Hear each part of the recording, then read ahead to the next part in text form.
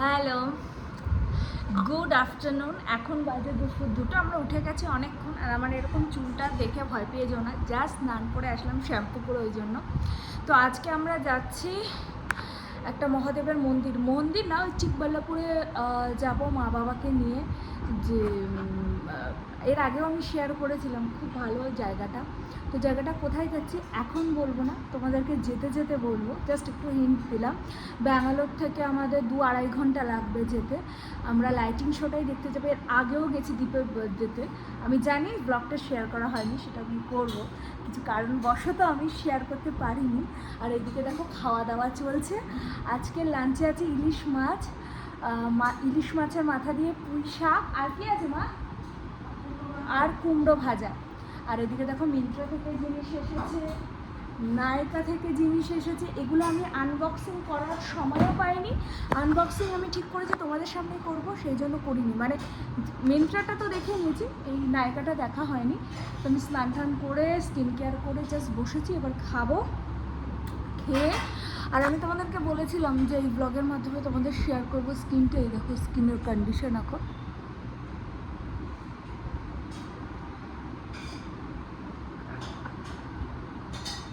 তো কী বলো তো, নর্মাল স্কিনে মানে আমাদের সাধারণ মানুষের স্কিনে এইটুকু এগুলো তো হবেই। আর কি হয়, যখন তুমি হেয়ারটা রিমুভ করবে না, তখন না প্রপার স্কিনের মধ্যে ময়েশ্চারাইজারটাও ঢুকে, যা যা স্কিন কেয়ার করবে সেগুলো প্রপার, কিন্তু মানে সেই অবস্ট্রাকশনটা যেটা হয় আমাদের হেয়ারের জন্য সেটা হয় না, যার জন্য স্কিন কেয়ারটা আরও ভালো হয়। তো এটাই হলো ব্যাপার। আর আমি আইব্রো প্লাক করি না অনেক দিন, নিজেই বাড়িতে অল্প একটু করে নিয়েছিলাম, এখন আর পার্লারে যাইনি। আজকে ভেবেছিলাম যাব, সেটার সময় পাইনি। তো চলো আর দেরি করবো না, খেয়ে নিয়ে আবার শাড়ি পরে আজকে বেরোবো। ইচ্ছা আছে, জানি না কতটুকু কী করতে পারবো, তো সেটাও শেয়ার করবো। চলো টাটা এখনের মতন। তো আমরা সবাই রেডি হয়ে গেছে, এই যে এক এক করে দেখিয়ে দিয়ে, এই যে বাবা রেডি হতে, এই যে মা, এই যে দীপ, আর এই যে আমি। তারাও ব্যাগ কেন, এই যে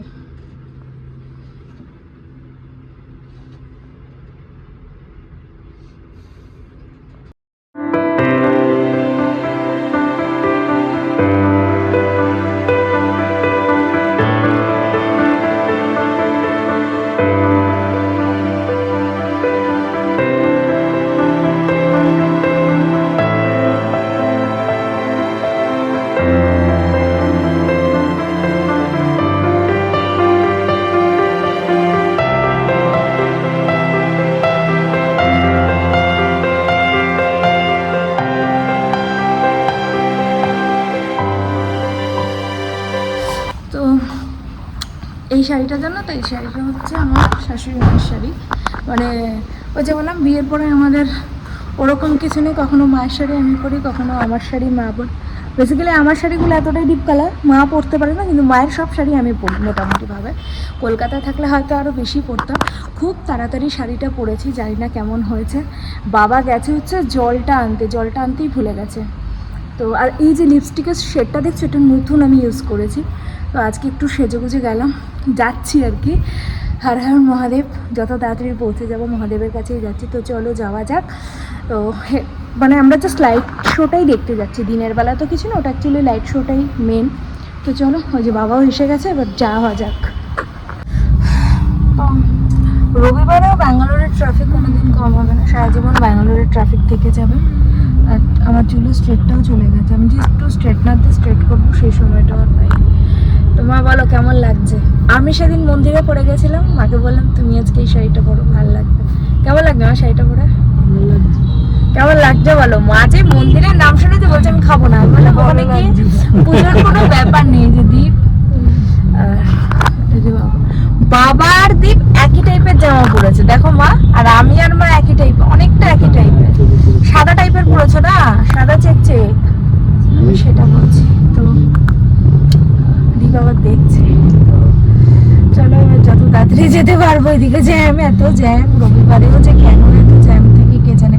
আমরা আগে বলতাম, মানে আমি আগে বলতাম যে কলকাতার ট্রাফিক বেশি, কিন্তু বিশেষ করে ব্যাঙ্গালোরে আসার পর আর রাস্তায় বেরোনোর পর আমার মনে হয় যে কলকাতায় ট্রাফিক অনেক কম, কিন্তু এখানে মানে এত ট্রাফিক। বাবা তোমার কি মনে হয় কোন দিকে কোনটা বেশি? এখানে গাড়ির জন্য জ্যাম বেশি, কলকাতার রাস্তা একটু সরু আছে, ওই জন্য কলকাতা জ্যামটা। এখানকার রাস্তা যথেষ্ট চওড়া। তো কি করা যাবে, এইভাবেই যেতে হবে, সবাই এইভাবেই সার্ভাইভ করছে। মানে 2 ঘন্টার রাস্তা না, 1.5 ঘন্টার রাস্তা আমাদের, প্রায় 1.5 ঘন্টার রাস্তা আমাদের, 2 ঘন্টা, 2 ঘন্টা না 2.5 ঘন্টা, 3 ঘন্টা, সবটাই নির্ভর করে ট্রাফিকের ওপর। আর এই দিকে আশেপাশে তারপর কিন্তু এখানে গাড়ির জন্য তো যাই হোক, যত তাড়াতাড়ি পৌঁছাতে পারবো আর কি। আমরা তো দেখেছি, আমি আর দীপ মোটামুটি দেখে নিয়েছি, এবার মা বাবা দেখবে। আর আজকে লাইনারটা, চোখের এটা খুব একটু ভালো করে করার চেষ্টা করেছি, জানি না চোখের কাজলটা কতটা ভালো হয়েছে। কি রে, কতক্ষণে পৌঁছাবো? 2 ঘন্টা 40 মিনিট আছে। 2 ঘন্টা 40 মিনিট, বাকিটা তো এই যে ড্রাইভার দাদার হাতে আর আমাদের রাস্তায় ট্রাফিকের হাতে। তো চলো আর লেট করবো না। আমরা অবশ্য লেট করার কিছু নেই, সবটাই নির্ভর করছে যত তাড়াতাড়ি পৌঁছাতে পারবো। তো ফিরে যাবো 8টায় শেষ, বাড়ি ফিরতে 9:30 বেজে যাবে। বল 9:30 10টা বেজে যাবে, 10:30 বেজে যাবে। তো ঠিক আছে, কাল থেকে আবার অফিস, কাল থেকে আবার সেম জিনিস, কি আর করা যাবে। সবারই তাই রবিবারটা রাত আসলে বোধহয় সবার কান্না পেয়ে যায়। আর রবিবারটা না জাস্ট চোখটা বন্ধ করে তাকালেই রোববার শেষ। তো সোমবার থেকে আবার অফিস, সোমবার থেকে শুক্রবার, কবে আবার শনিবার আসবে সেই অপেক্ষায় এখন বসে থাকা, এই আর কি। আর তারপরেই দেখো প্রায় চলে এসেছিলাম। আর রাস্তাটা দেখেছো কি সুন্দর, সত্যি জায়গাটা না খুবই সুন্দর, পুরোটাই পাহাড়টা কেটে কেটে বানানো হয়েছে। চারিদিকটা এতটাই ভালো লাগছিল। আর আমাদের যেতে যেতে একটু দেরি হয়ে গেছে, কারণ বাড়ি থেকে বেরোতে আগেই তো বলেছিলাম একটু লেট হয়ে গেছে, না হলে এইসব জায়গায় দাঁড়িয়ে লোকজন ছবি তুলছে। ওই যে দেখো ওখানে অনেকেই দেখতে পাবে যেতে যেতে ছবি তুলছে, খুবই ভালো লাগে। এই নিয়ে 3বার গেছি, 3-4 বার, মানে একটা অন্যরকম ভালোবাসা, অন্যরকম অনুভূতি। জানি না কেন এই জায়গাটায় গেলে এতটাই ভালো লাগে। আর লোকজনের ভিড়টা দেখো, কারণ সবাই না এই লাইট শোটা দেখতেই আসে। আর দিনের বেলাটা যেহেতু আমরা এর আগেও গেছি, তাই জন্যই চেয়েছিলাম একটু সন্ধ্যা দিকে যাব। তো অনেকে চলে যাচ্ছে, অনেকে ওখানে গিয়ে পুজোও দেয়, আমরাও দিয়েছিলাম একদম শেষে লাইট শোর পরে।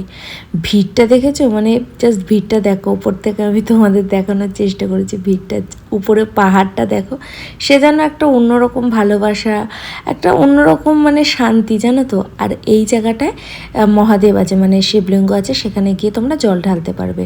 এখানে ফুল আছে, তারপরে আরতি করতে পারবে, তো সব রকমই ব্যবস্থা আছে। আর তারপরে শুরু হলো দেখো মহাদেবের এই লাইট শোটা। আমি এটা নিয়ে একটা পুরো ভিডিও করব, দীপের বার্থডেতে গিয়েছিলাম, ওই ভিডিওটা আমি শেয়ার করতে পারিনি, তো এটা করা বাকি আছে। তো ওইটার মধ্যে আমি পুরো ডিটেলসটা শেয়ার করব, কিন্তু তাও ভাবলাম তোমাদের সাথে এই লাইট শোটা শেয়ার করি। সে যে কি অদ্ভুত, তোমাদেরকে বলে আমি যেন তো ভাষায় প্রকাশ করা যায় না, কারণ কিছু কিছু সৌন্দর্য আছে যেগুলো নিজের চোখে না দেখলে সত্যি ভাষায় প্রকাশ করাটা সম্ভব হয় না। মানে মহাদেবকে দেখে যেন মনটা ভরে গেল। মানে সে চারিদিক থেকে একটা গান বাজছে, একটা অন্যরকম পরিবেশ তৈরি হয়ে গেছিলো, জানো তো। জাস্ট চোখটা সরাতে পারছিলাম না। এই নিয়ে আমরা 3বার গেছি, 3বারই যেন আমার ভালো লাগে, কোনোবার মনে হয় না যে না এটা দেখবো না। মানে এই মহাদেবের এইটার জন্যই বোধহয় আমরা বারবার ছুটে যাই, মানে এই লাইট শোটার জন্যই মনে হয় যে আরেকবার যাই। মানে মনে হচ্ছে স্বয়ং মহাদেব ওখানে মানে রয়েছে, এতটাই ভালো লাগছিল। বাবা মা তো প্রথম গেছিলো, ওদেরও যেন তো ভীষণ ভালো লেগেছিল।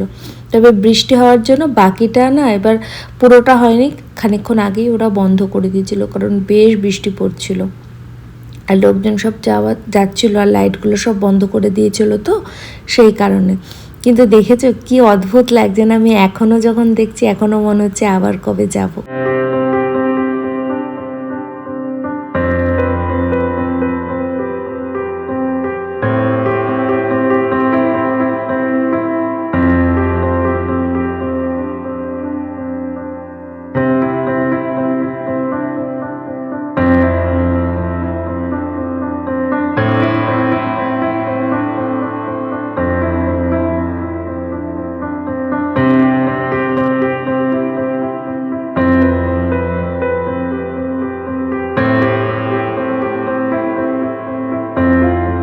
তারপর আমরা ওখান থেকে পুজো দিলাম, পুজো দিয়ে তারপর বেরিয়ে গেলাম। ওখানেরই ক্যান্টিন থেকে আমরা সবাই চা খেলাম, আর দীপ খেয়েছিল ধোসা, কারণ এতটাই খিদে পেয়ে গেছিলো। আর তখন জানো তাই 9টা বেজে গিয়েছিল।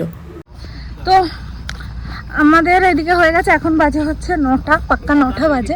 আমরা বেরিয়েছি, পুরো ফাঁকা হয়ে গেছে, আর একদম লেট করা যাবে না, তো চাটা খেলাম, শুধু চা খেয়েছি আর দীপ খেয়েছে হচ্ছে ধোসা। তো চলো আর এখন কথা না, একেবারে এখান থেকে বেরিয়ে তোমাদের সাথে কথা হচ্ছে।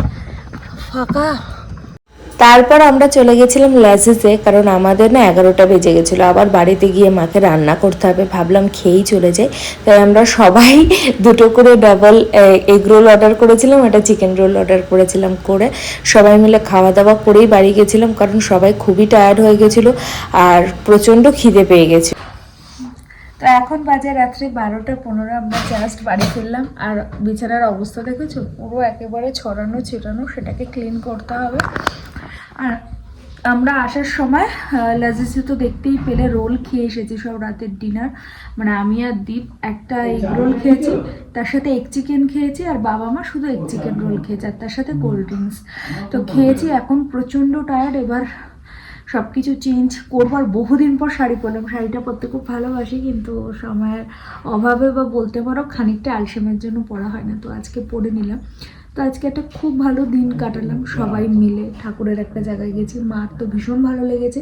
আর এই নিয়ে আমরা 3বার গেলাম, তো অবশ্যই আমাদের ভালো না লাগলো আর মা বাবাকে নিয়ে যেতাম না, খুবই ভালো লেগেছে। তো চলো আজকে এতটুকুই রাখছি, আবারও দেখা হবে নতুন একটা দিনে নতুন একটা ব্লগের সাথে। কালকে তো অফিস আছে, কালকে থেকে আবার রেগুলারের এক লাইফ, অবশ্যই সেগুলো সবটাই তোমাদের সাথে শেয়ার করব। চলো এখনের মতন টাটা।